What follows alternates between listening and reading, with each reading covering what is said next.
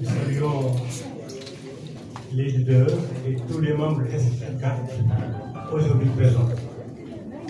Je vais donc vous lire le texte de la conférence de presse de ce lundi 5 juin 2023. La plateforme F24 s'incline devant la mémoire de ceux qui ont perdu la vue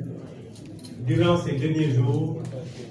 prie pour le repos de leur âme et présente ses condoléances aux familles éplorées. F24 regrette les scènes de violence inouïes qui sèment le désarroi dans nos universités et dans nos quartiers. Les incendies programmés des villas et des voitures, le saccage des biens publics et privés dans de nombreuses localités, dont la responsabilité totale est imputable au président Macky Sall et à son gouvernement. En effet, depuis la publication du verdict unique d'un procès honteux qui a acquitté Ousmane Sonko des chefs d'accusation de viol et de menaces de mort, le sang coule. Le bilan provisoire fait état de 16 morts, 357 blessés et des arrestations par centaines. Les Sénégalais souffrent et manquent de plus en plus de tout. Les restrictions et blocages sur Internet et les réseaux sociaux qui relèvent de pratiques de notre âge ne portent pas seulement atteinte aux libertés individuelles et collectives, elles constituent un facteur d'inertie affectant les transactions financières des institutions publiques et privées. En outre, la psychose résultant d'une insécurité qui a atteint un niveau paroxystique conduit les travailleurs et les apprenants à rester cloîtrés chez eux, les entreprises et services à fermer ou à fonctionner au ralenti. Cette prostration qui prive de nombreux Sénégalais de leur revenu quotidien plonge des familles entières dans l'impossibilité de bénéficier des repas indispensables à leur survie. Enfin, l'insécurité et les difficultés de placement ont conduit à une pénurie de gaz, de carburant et même des denrées de première nécessité, accentuant le mal-être de plusieurs citoyens. Dans ce contexte où on attend du président de la République des solutions salvatrices, ces ministres ne prennent la parole que pour répéter aux citoyens que ce sont des forces occultes, des gens payés et formés, et non les populations sénégalaises qui organisent la résistance contre l'excès d'injustice. Pourtant, des vidéos et témoignages multiples accusent des nervis armés qui seraient proches du pouvoir de parader dans les pick-up, traquant, enlevant, torturant et persécutant des populations désarmées et désemparées. Entre autres, Papa Abdoulaye Touré, membre de la cellule de communication de F24, a été kidnappé et torturé par ces derniers avant d'être livré à la gendarmerie. Il souffre de fractures multiples aux membres inférieurs et supérieurs, avec une vue fermée. Il reste fortement meurtri par le traitement barbare dont il a été l'objet, comme plusieurs autres victimes. F24 rappelle qu'aucune circonstance, même état de guerre, ne peut justifier la torture, les traitements cruels, inhumains et dégradants qui restent des infractions mondialement punies et imprescriptibles. La plateforme dénonce les rafles systématiques dont de nombreux mineurs sont victimes et relève la similitude des chefs d'inculpation dans des centaines de dossiers. F24 demande aux avocats de se rendre nombreux dans les commissariats, brigades de gendarmerie et prisons pour porter secours aux détenus dont certains ignorent jusqu'à nos droits les plus élémentaires, souvent bafoués à leur insu. F24 invite les bonnes volontés à verser une contribution volontaire à sa commission financière pour apporter une aide aux détenus démunis qui ont faim et soif. Mettre un terme avant qu'il ne soit trop tard aux exactions, à la violence ad hoc, à la terreur et subséquemment à la vendetta qui s'installe progressivement dans notre pays relève uniquement des prérogatives du président de la République. À ce titre, F24 exige la libération de tous les détenus politiques et appelle le président Macky Sall à créer les conditions de la désescalade par la levée immédiate du blocus du domicile de Ousmane Sonko et par la prise de mesures allant dans le sens de préserver la paix civile en lieu et place de l'acharnement dont ce dernier est victime. En tout état de cause, il est temps que M. Macky Sall et ses partisans comprennent que F24 et les Sénégalais ne les laisseront pas faire de Ousmane Sonko la troisième victime de leur sport favori de sélection des candidats à la présidentielle 2024. Que F24 et les Sénégalais épris de justice et de paix n'accepteront pas l'accomplissement d'un coup d'État constitutionnel à travers une candidature à un troisième mandat illégal et illégitime. F24 informe l'opinion nationale et internationale de la saisine sans délai de la CPI et de toutes les instances internationales appropriées afin que les nombreux crimes commis depuis 2021 ne restent pas impunis. F24 invite les Sénégalais à signer la pétition, à se mobiliser et à participer massivement aux séries de manifestations pacifiques prévues dans son plan d'action, dont les premières auront lieu les vendredis 9 et samedi 10 juin 2023. Il s'agira de la part de tous les citoyens, soucieux du triomphe de la vérité, de se mobiliser pour manifester leur engagement pour la paix et la satisfaction des points consignés dans la charte de 2022 de FNC. La paix avant tout, la paix au-dessus de tout, la paix adossée à la vérité surtout. Voilà ce que nous voulons pour aller à la F24. Je vous remercie.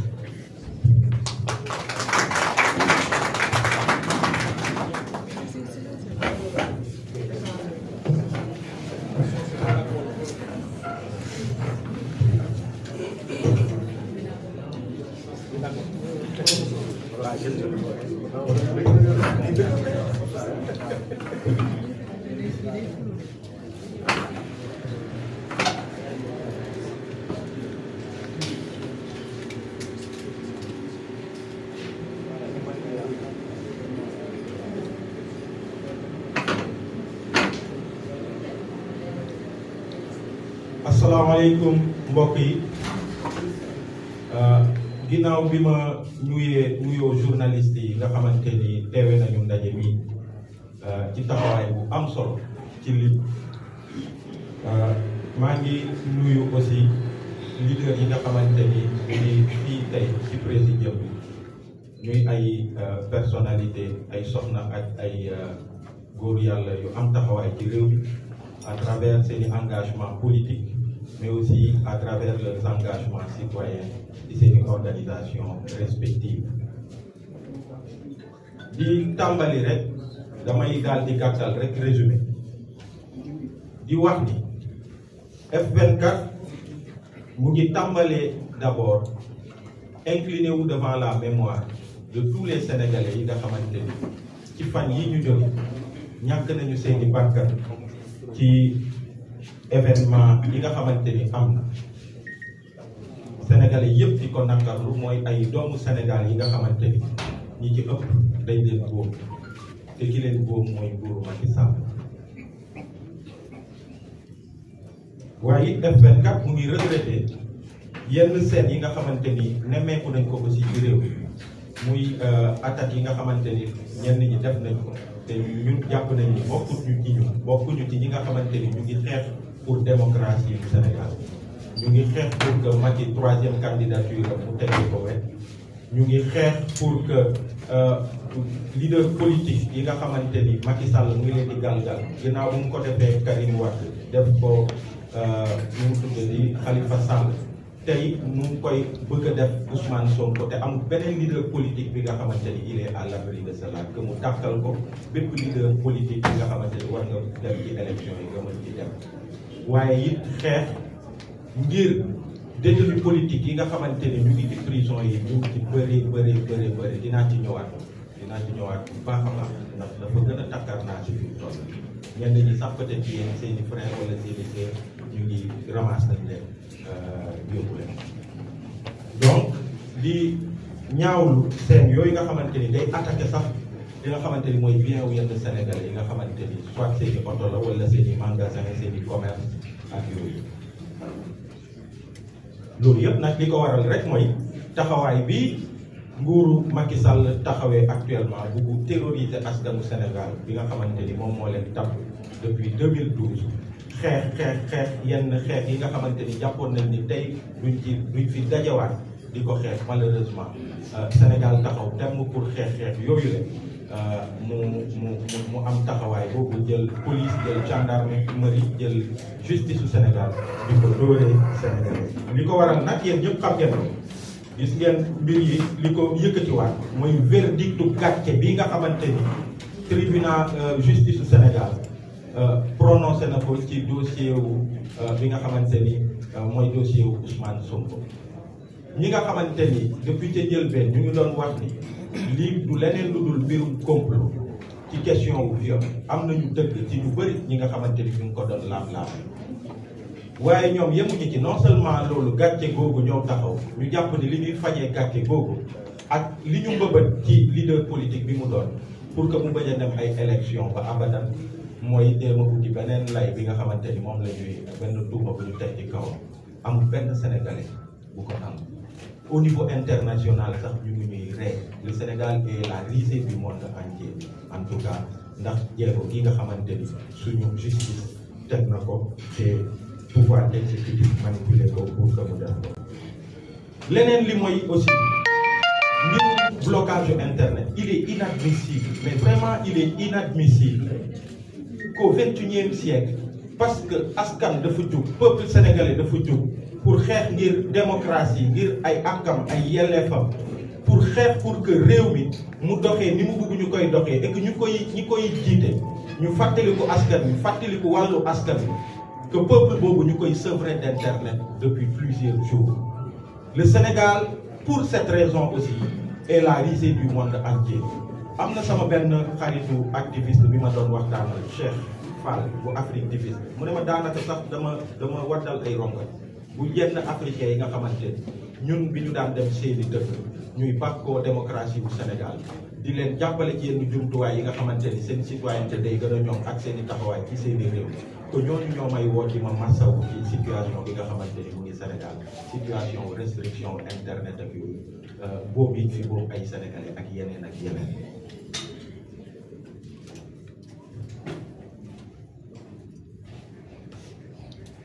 gis ngeen contexte boobu ñu nekk nag ci lii nii yëpp am ci lim ñu ngi am lu toll ci 16 morts c'est-à-dire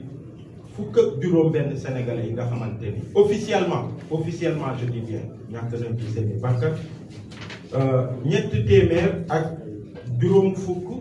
ak juróom ñaar 357 sénégalais yi nga xamante ni officiellement encore une fois blessé nañ ci dont 78 blessés graves selon information yi jotee ci Croix-Rouge sénégalaise waaye it plus de 500 arrestations ci arrestation yooyu lay taxaw parce que je pense que ñi fi nekk yëpp je suis le mieux placé pour parler de ça ndax gis ngeen ni ci lu toll juróomi fan jàppee nañ ma fii ci suma assistance yóbbu ma commissariat Dieuppeul ñu may baganteloo entre commissariat Dieuppeul commissariat central parquet section de recherche de la gendarmerie ma jàpp ni peut-être que yàlla moo dogalam loolu pour que ma dem man mii nga xamante ni bokk naa ci li nga xamante ni ñu muy woowee leader que ma mën a teg bët ci li xew mais mënu leen ko sax imaginer mënu leen sax imaginer les centaines de jeunes sénégalais yi nga xamante ni defuñu dara li ci ëpp ramasse systématique je pense à Séni bi nga xamante ni c'est un liveur qui a des positions ci réew bi ni muy doxee jóge États-Unis ñëw il a même la nationalité américaine aussi mais am taxawaay ci dëkk bi di def business am di jënd ay oto di ko indi ak yeneen di ko jaay VDN lañ ko fekk mu nekk ci parking di doon régler mbirum ay oto mu am yu doon am mu koy filmer rek ci contexte yooyu lañ ko jàppee saaga ko def ko lu ne yóbbu ko tey mu ngi ci biir kaso te deful dara. je pense aussi à Samba Korka bi nga xamante ni deful dara jumaa la génn rek génn ci jumaa bi toog fi mu toog lañ ko fekk ramasse yóbbu ko. je pense aussi à cet étudiant bi nga xamante ni il a à peine 14 ans man jàpp naa ni dina sax traumatisme bi dina ko topp. Imaginez-vous quelqu'un qui nga xamante ni partagé ngeen cellule depuis commissariat central brigade de recherche dem ak moom parquet passé fa ay journée di ñëwaat musoo ko dégg mu wax te du muuma parce qu'il est traumatisé par ce qui se passe parce qu'il sait même pas ce qui se passe en fait. Ordinateur am moom moo nekk ci saakam bi yenn kii yi commencé mu ne xaaral ma dem fan samay këru famille kaw fan noonu lañ ko dogaale ci biir oto bi policiers yi ñu ngi jël ordinateur am ne ko boo waxee sax dañuy toj sa ordinateur muy étudiant. ngeen xool ce jeune bi nga xamante ni motom la yoroon mu koy raxaslu ñu ñëw ñu fekk ko fi muy raxasloo motom ñu jàpp ko duma ko ba pare nii lañ ko jàppee bakkan bi je vais vous montrer bakkan bi lañ jàpp nii jël pompe à gaz pompé ko ba mu neex leen pompé ko ba mu neex leen c'est ça qu'ils ont fait à ce jeune bi nga xamante ni dañ ko fekk muy raxas motom et ils sont des centaines comme ça des centaines ñu ngi ci biir entre commissariat yi ay retour de parquet yu dul jeex dans des conditions inhumaines. Et pour la plupart, ils n'ont même pas d'avocat, ils n'ont même pas de conseil. Personne ne les suit parce que de nous briller. Il y a des efforts que Pastef fait, il y a des efforts que le F24 a commencé à faire, mais par rapport aux proportions, il y a affaire bidjel, des centaines de jeunes fanatiques. On parle ici de 500. Romonoko d'idem. Ils n'ont même pas d'assistance. Moi, je pense que F24 a lancé un appel pour que nous et pour vous dire, moi, déjà, je peux comprendre que c'est un modus operandi. Dañuy japp ñu bari jël ay charge yu bari tek leen ko ne leen yeen ñep yena dem casser yena dem manifester yena dem dóor fii yena def ay actes ay manœuvres de nature à pouvoir créer des troubles graves à l'ordre public et des troubles politiques graves tek leen ko ñep man j'étais vite loolu man tamit loolu lañ def avec 14 autres personnes commissariat central jóge fa ñëw bagante retour de parquet ba ñëw jàkkaarloog juge d'instruction bi ma ñëwee mu notifié ma ni ne mandat de dépôt la comme tous les autres ma ne ko non je rejette ce mandat de dépôt parce que li procureur bi ne moom la may jox en même temps que beaucoup d'autres citoyens defuñu ko mu ne ma est-ce que am nga preuve ma ne ko preuve mu ngi ci internet bi la vidéo de mon arrestation mën nga xool mu ne sama avocat mu lijjanti ko mu fexe ba sama avocat lijjanti ba ñu indil ko sur clé USB mais juge bi daf ko xool pare ne non man du ma la yóbbu kaso parce que li nga wax dëgg la li procureur li mu teg sa ndot ak man vidéo bii ma gis nga wàcc sa oto wax ak journaliste traversé dem wax ak ay nit police commencé chargé ñu jàpp la dans ces conditions là lii mënuma la ci tëj dama lay bàyyi nga ñibbi sa kër ma ne ko mais combien sont-ils ces centaines de jeunes yu ma bàyyi ci biir kii yi amuñu vidéo et quand vous entendez la police hier faire une dit mais ay doomu Sénégal ñoo fa nekk waxuma de quelques-uns yi nga xamante ni ñun kenn nangu ko fii ci Sénégal ñun li ñuy xeex moo gën a màgg loolu waxuñu kenn ñuy dem di profito di def yenn yi nañ leen seppi tegee leen na leen mais c'est le peuple sénégalais qui est en train de manifester et c'est des jeunes sénégalais qui ont été arrêtés et qui sont là-bas firnde yi ma leen jox man sax li ma dund yàlla def ma dund ko et je pense que c'est la main divine yàllaa def man ñu téye ma ci condition yooyu ma dem teg bët li may teg bët ba mu tax bu amee leneen lu ñu wax ma mën ñëw teggi ko nekk à l'aise pour le faire parce que dëgg la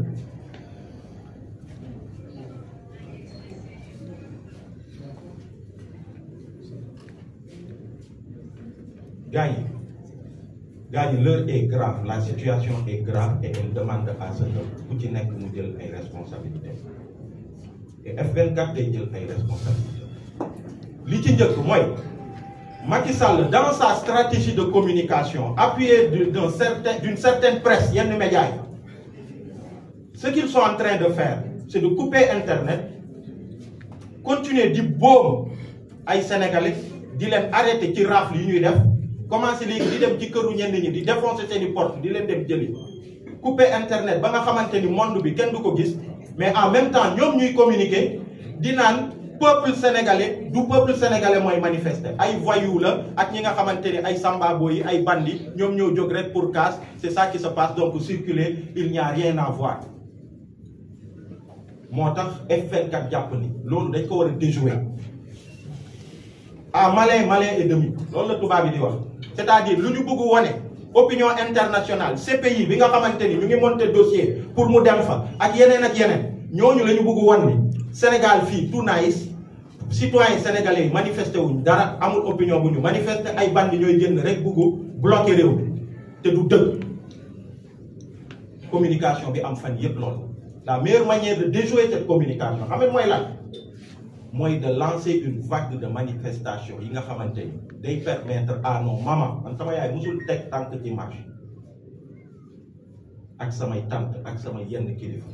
mais wóor na ma ni bu ñu wootee fii ne nañu daje ci bërëb manifestation pacifique autorité di ngeen gis lu ëpp ay millions de Sénégalais yu génn. C'est la meilleure manière de déjouer ce mensonge de Macky Sall. Il faut que parallèlement à ce mensonge bi muy wane ni Sénégalais yi génnuñu naqarluwuñu ay bandi rek ay génn di kas ñu woote manifestation bi ñu autoriser ko par A ou B suñuy yaay suñuy papa suñuy kilifa suñuy rab des milliers de Sénégalais voire millions ñu génn pour que opinion internationale gis peuple bii dictateur u Macky Sall bii mu doon bëggatuñ ko dañu bëgg mu dàq léegi li am yëpp ci réew mi que mu dàq tout de suite que Ousmane Sonko li ñu nekk di ko dunduloo actuellement que mu dàq que prisonniers yu nekk ci prison yi ñu arrêté leen ñu génnee leen ci li mu gën a gaaw après nag ñu jublu ci mbirum troisième candidature qui face au peuple sénégalais pour wax leen ni ko constitution bindee te man ma waxoon ko waxaat ko du ma def troisième candidature et que tous les candidats yi nga xamante ni ñu ngi ci opposition bi dama leen di bàyyi ñu dem c'est ça qu'il faut faire moo tax ñuy woote ndaje bu am solo di ci woo Sénégalais yëpp nag dootul sax mbirum ndaw ñi rek mais képp kuy Sénégalais nga nekk ci sa kër te gis nañu li xew ci kër gi ñëpp a ngi nakarlu nguuru Macky Sall li mu teg Sénégalais yi fi mu toll nii ci violence ci boobu ci fen ay kàcc ak yeneen que bépp Sénégalais ba ci suñuy kilifa génn le vendredi 9 à Dakar place de la Nation ñu duy ko millions plus de des milliers voire millions de Sénégalais génn ba monde entier ñu gis ko loolu mooy vendredi Dakar waaye feneen ci réew mi nañu tàmbali def les démarches qu'il faut pour que ñu mën a amal ay manifestations vendredi incha allah bu ñu jógee ci vendredi dañu jëm ci samedi ca Dakar manifestation samedi bi VDN bi lay doon il faut que monde entier les caméras du monde entier ñu gis VDN bi sur des kilomètres et des kilomètres ay sénégalais suñuy pap suñuy yaay suñuy kilifa suñuy rakk ndaw ñi ñu feesal VDN bi ba mu dem fi mu war a dem ñu xam ni peuple sénégalais moo bañ actuellement peuple sénégalais moo taxaw temm pour que dictature Macky Sall bi mu taxaw ñi ñu war a bàyyi ñu bàyyi leen Ousmane Sonko injustice bi muy dund mu deñ ndaw ñi ñu bàyyi leen mu jàkkaarloo nag ak askanu Sénégal jël ay engagement troisième mandat mu jóge ci ba mu set wecc bàyyi ñu war a dem ñu dem Sénégal am jàmm keneen ku waxut loolu nag ku waxut dëgg wax leneen donc loolu moo doonoon wootewu F24 di wax ni rek ni toppuma texte bi freestyle laa def waaw di leen jaajëfal di leen jaajëfal bu baax merci